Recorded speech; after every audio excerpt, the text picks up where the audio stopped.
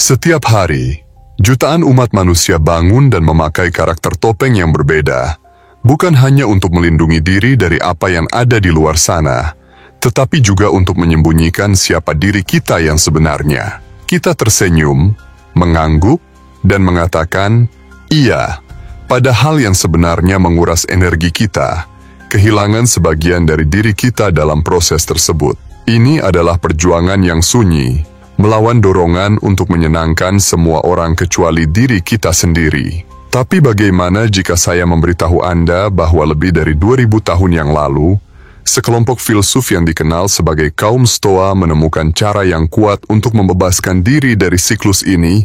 Hari ini, saya akan berbagi dengan Anda bagaimana dengan memeluk prinsip-prinsip Stoikisme, Anda dapat mengubah cara Anda melihat diri sendiri dan bagaimana Anda berinteraksi dengan dunia. Ini bukan hanya tentang mengatakan tidak, tetapi tentang menemukan kekuatan dalam diri Anda yang mungkin sudah lama Anda lupakan.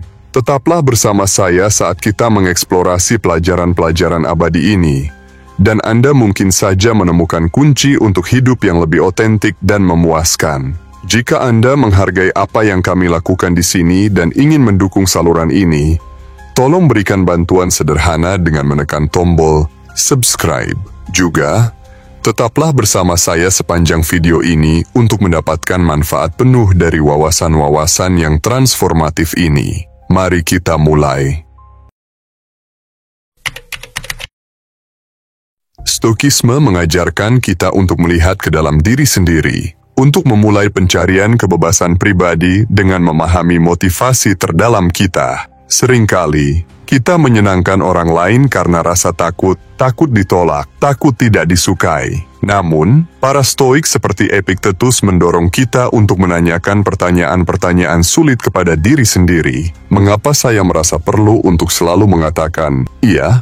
Apakah karena saya mencari persetujuan, atau karena saya takut kesepian? Memahami ini bisa menjadi langkah pertama Anda menuju pembebasan diri yang sejati. Epictetus pernah berkata, "Bukan apa yang terjadi pada Anda yang penting, tetapi bagaimana Anda bereaksi terhadapnya." Ini sangat relevan di sini. Dengan mengakui ketakutan dan keinginan kita bisa mulai melihatnya bukan sebagai perintah, tetapi sebagai pilihan. Kita menyadari bahwa kebutuhan kita untuk menyenangkan orang lain bukanlah sebuah perintah, melainkan pilihan. Satu pilihan yang seringkali berasal dari cerita lama yang kita ceritakan kepada diri kita sendiri tentang harga diri kita yang terkait dengan persetujuan orang lain. Pikirkan tentang terakhir kali Anda setuju untuk melakukan sesuatu yang sebenarnya tidak ingin Anda lakukan. Apa yang mendorong keputusan itu? Apakah Anda benar-benar berkomitmen pada tujuan tersebut, atau Anda khawatir tentang bagaimana jika Anda mengatakan tidak? Stoikisme bukan tentang menekan perasaan ini, melainkan tentang memahaminya dengan mendalam agar mereka tidak lagi mengendalikan kita. Dengan melakukan ini, kita mengambil langkah pertama yang krusial untuk tidak hanya bereaksi terhadap lingkungan kita, tetapi juga aktif membentuknya sesuai dengan diri kita yang sejati. Filosofi Stoik bukan tentang bersikap pasif. Ini tentang menghormati diri sendiri. Marcus Aurelius mengajarkan kita pentingnya hidup dengan niat. Dia berkata, bukan peristiwa itu sendiri yang mengganggu orang, tetapi penilaian mereka tentang peristiwa tersebut. Menerapkan kebijaksanaan ini dalam menetapkan batas berarti memahami bahwa mengatakan tidak bukanlah tindakan egois, melainkan perlu untuk menjaga integritas dan ketenangan pikiran kita. Dengan menetapkan batas, Anda melindungi ruang, waktu, dan ketenangan pikiran Anda. Ini mungkin terdengar sulit, terutama jika Anda terbiasa mengatakan iya untuk menjaga perdamaian atau menghindari konflik. Tetapi cobalah pikirkan dengan cara ini. Ketika Anda menetapkan batas, Anda bukan hanya menjaga jarak dari orang lain, tetapi juga mengundang mereka untuk memahami dan menghormati nilai-nilai Anda. Ini tentang berkomunikasi dengan jelas tentang apa yang akan dan tidak akan Anda terima, yang sebenarnya mengarah pada hubungan yang lebih sehat dan lebih saling menghormati. Mulailah dengan hal kecil dalam hal ini. Lain kali ketika seseorang meminta bantuan Anda, Luangkan waktu sejenak untuk mempertimbangkan apakah itu sejalan dengan nilai-nilai dan prioritas Anda saat ini. Jika tidak, cobalah untuk mengatakan, "Saya benar-benar tidak bisa berkomitmen untuk ini sekarang." Anda tidak menolak orang tersebut. Anda hanya menghormati batasan Anda. Ingatlah, menetapkan batas adalah proses yang berkelanjutan. Setiap kali Anda menegakkan batasan Anda memperkuat rasa harga diri Anda dan mendapatkan rasa hormat dari orang lain karena kejelasan dan konsistensi Anda. Menetapkan batas yang jelas bukan tentang membangun tembok kokoh. Ini tentang menjembatani pemahaman. Anda mendefinisikan di mana batas Anda, dan dengan melakukannya, Anda memberi diri Anda kebebasan untuk berinteraksi dengan orang lain secara otentik. Ini tentang menghormati dan mencintai diri sendiri cukup untuk mengatakan, "Siapa saya dan apa yang saya butuhkan untuk tetap sehat dan bahagia." Ini mungkin terdengar bertentangan, tetapi menempatkan diri Anda terlebih dahulu bukanlah tindakan egois. Stoikisme mengajarkan kita pentingnya perawatan diri, bukan sebagai kemewahan tetapi sebagai kebutuhan. Seneca sering membahas nilai memfokuskan pada diri sendiri di dunia yang terus menarik kita ke berbagai arah. Dia percaya bahwa merawat diri sendiri bukan hanya tentang kesejahteraan pribadi, tetapi juga tentang mempersiapkan diri kita untuk menjadi lebih baik dalam melayani orang lain. Pikirkan dengan cara yang sama seperti dalam keadaan darurat di pesawat, Anda diinstruksikan untuk memakai masker oksigen sendiri sebelum membantu orang lain. Jika Anda tidak menjaga diri sendiri, Anda tidak bisa merawat orang lain dengan efektif. Hal yang sama berlaku dalam kehidupan. Jika Anda terus-menerus kehabisan energi, selalu menempatkan kebutuhan orang lain di atas kebutuhan Anda sendiri, Anda tidak menjalani kehidupan sepenuhnya. Anda hanya bertahan. Jadi, bagaimana Anda mulai memprioritaskan kebutuhan Anda? Mulailah dengan mengidentifikasi apa yang benar-benar penting bagi Anda. Apa yang membawa kebahagiaan, energi, dan ketenangan? Apakah itu menghabiskan waktu sendirian, membaca buku, menjelajahi alam, atau mungkin sesuatu yang sederhana seperti rutinitas olahraga harian? Apapun itu, luangkan waktu untuk melakukan aktivitas-aktivitas tersebut. Mereka akan mengisi ulang baterai Anda dan memungkinkan Anda untuk hadir sebagai diri terbaik Anda di area lain dalam hidup Anda. Memprioritaskan kebutuhan Anda juga berarti belajar untuk mengatakan tidak pada hal yang menguras Anda. Ini tentang mengenali bahwa setiap kali Anda mengatakan iya pada sesuatu yang tidak sejalan dengan nilai-nilai Anda sebenarnya sedang mengatakan pada sesuatu yang lebih penting. Ini bukan berarti Anda tidak peduli dengan orang lain, tetapi bahwa Anda membuat pilihan yang sadar untuk memastikan tindakan Anda mencerminkan prioritas Anda. Ingatlah, memprioritaskan kebutuhan Anda bukanlah tindakan egois. Itu tentang mengambil kendali atas hidup Anda. Ini tentang menyadari nilai-nilai, tujuan, dan batasan Anda, dan membuat keputusan sesuai dengan itu. Ini tidak berarti Anda mengabaikan kebutuhan orang lain.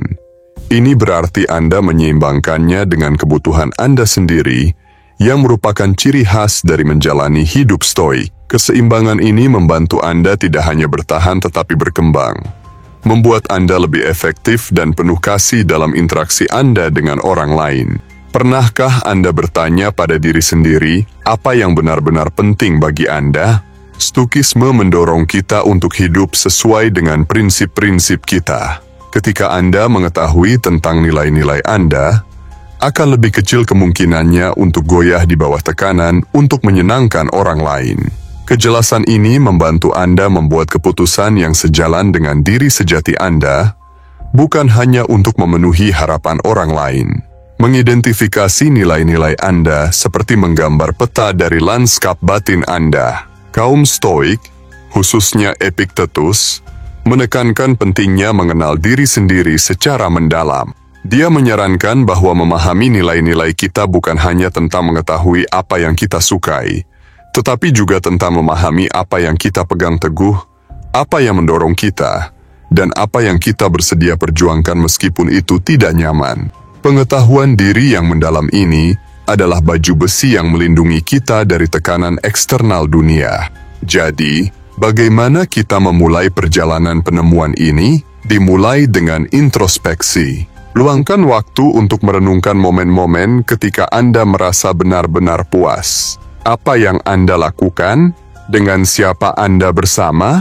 Nilai-nilai apa yang dihormati dalam momen-momen itu? Refleksi ini bisa mengungkap pola tentang apa yang benar-benar penting bagi Anda, seperti kejujuran, kasih sayang, kreativitas, atau kemandirian. Mengenali nilai-nilai Anda juga berarti Anda menjadi lebih sadar tentang bagaimana Anda menghabiskan waktu dan energi Anda. Misalnya, jika salah satu nilai inti Anda adalah keluarga, Anda mungkin memilih untuk memprioritaskan pertemuan keluarga dan membuat keputusan yang memperkuat hubungan ini. Atau jika kreativitas adalah bahan bakar Anda mungkin menyisihkan waktu setiap minggu untuk terlibat dalam kegiatan artistik atau intelektual, meskipun itu berarti mengurangi aktivitas sosial. Pilihan-pilihan ini, yang dipandu oleh nilai-nilai inti Anda, membentuk fondasi kehidupan yang Anda jalani dengan integritas dan tujuan. Saat kita mulai mengenali nilai-nilai kita bisa merasa lebih mudah untuk mengatakan tidak tanpa rasa bersalah atau takut. Kita menyadari bahwa dengan menolak hal-hal yang tidak sejalan dengan prinsip-prinsip kita memberi ruang bagi hal-hal yang benar-benar penting. Kita menjadi lebih kuat, lebih tangguh, dan lebih damai. Kita belajar bahwa kehidupan yang bermakna adalah kehidupan yang hidup sesuai dengan nilai-nilai kita, bukan hanya kehidupan yang dihabiskan untuk menyenangkan orang lain. Filosofi Stoik mengajarkan bahwa kekuatan sejati datang dari dalam, dari keberanian untuk berdiri teguh pada nilai-nilai kita, meskipun itu berarti mengecewakan orang lain. Kekuatan ini adalah esensi dari kepemimpinan yang tenang dan percaya diri. Salah satu aspek paling kuat dari Stoikisme adalah gagasan tentang dikotomi kendali. Ini adalah prinsip sederhana namun mendalam yang menekankan pada pemahaman perbedaan antara apa yang bisa kita kendalikan dan apa yang tidak. Menyenangkan orang seringkali jatuh ke dalam kategori terakhir. Kita tidak bisa mengendalikan bagaimana orang lain bereaksi terhadap kita, hanya bagaimana kita bertindak dan merespons. Dengan memfokuskan energi kita pada hal-hal yang berada dalam kendali kita, seperti tindakan kita, keputusan kita, dan reaksi kita bisa melepaskan diri dari keinginan untuk menyenangkan orang lain dan sebaliknya mulai menyenangkan diri sendiri. Menerapkan dikotomi kendali ini dalam kehidupan kita sehari-hari berarti kita mulai melihat bahwa kebutuhan untuk menyenangkan orang lain seringkali didorong oleh hal-hal yang tidak bisa kita kendalikan, seperti pendapat mereka tentang kita atau harapan mereka terhadap kita. Ini bukan berarti kita menjadi acuh tak acuh terhadap orang lain, tetapi kita menjadi lebih bijaksana dalam memilih di mana kita menempatkan energi kita. Pikirkan seperti ini. Setiap kali Anda khawatir tentang pendapat seseorang tentang Anda, tanyakan pada diri sendiri, apakah ini sesuatu yang bisa saya kendalikan? Jika tidak, lepaskan kekhawatiran tersebut dan alihkan fokus Anda pada tindakan yang bisa Anda kendalikan. Ini bisa berarti fokus pada menyempurnakan pekerjaan Anda, menjaga kesehatan Anda, atau memperdalam hubungan yang Anda hargai. Dengan melakukan ini, Anda tidak hanya mengurangi stres, tetapi juga mulai menjalani kehidupan yang lebih otentik dan memuaskan. Filosofi Stoik bukanlah pelarian dari dunia nyata, tetapi cara untuk lebih hadir dalam hidup Anda dengan cara yang penuh kesadaran dan keberanian. Ini adalah tentang melepaskan apa yang tidak penting dan merangkul apa yang benar-benar penting. Membangun kehidupan yang tidak hanya bertahan tetapi berkembang dalam setiap aspeknya. Sebagai penutup, mari kita ingat bahwa perjalanan ini bukan tentang menjadi sempurna, tetapi tentang menjadi otentik. Ini adalah perjalanan untuk melepaskan diri dari kebutuhan yang tidak perlu untuk menyenangkan orang lain dan mulai hidup sesuai dengan nilai-nilai Anda sendiri. Kaum Stoa mengajarkan bahwa kita memiliki kekuatan yang luar biasa dalam diri kita. Kekuatan untuk menentukan bagaimana kita menjalani hidup kita, terlepas dari tekanan eksternal. Dengan merangkul prinsip-prinsip ini, Anda tidak hanya akan menemukan kebebasan pribadi, tetapi juga ketenangan pikiran yang mendalam. Terima kasih telah bergabung dengan saya dalam eksplorasi ini. Jika Anda merasa video ini bermanfaat, jangan lupa untuk subscribe dan share dengan teman-teman Anda. Sampai jumpa di video berikutnya. Tetap kuat, tetap bijaksana, dan selalu ingat bahwa Anda memiliki kekuatan untuk menentukan hidup Anda sendiri.